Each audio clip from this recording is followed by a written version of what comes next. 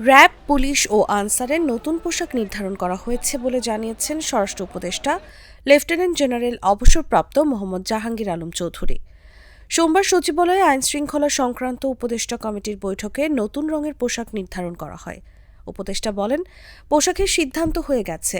আমরা বিজিবির জন্য একটি, পুলিশের জন্য একটি এবং আনসারের জন্য একটি পোশাক নির্ধারণ করেছি। 3টি পোশাকই আজকে নির্ধারণ করেছি। পর্যায়ক্রমে বাহিনীর সদস্যদের নতুন পোশাক দেওয়া হবে বলেও জানিয়েছেন তিনি। কেন পোশাক পরিবর্তনের সিদ্ধান্ত নেওয়া হলো এ বিষয়ে উপদেষ্টা বলেন, পোশাকের সঙ্গে সঙ্গে সবারই মন মানসিকতা সবকিছু পরিবর্তন হতে হবে। আপনারা একটা ক্ষেত্রে সবচেয়ে বেশি জোর দেবেন, সেটা হলো দুর্নীতি। দেশ থেকে যদি দুর্নীতি দূর করতে পারেন তবে অনেক সমস্যারই সমাধান হয়ে যাবে। বৈঠকে 18 ধরনের পোশাকের ট্রায়াল দেওয়া হয়। প্রাথমিকভাবে 5 রঙের 5টি পোশাক নির্ধারণ করা হয়।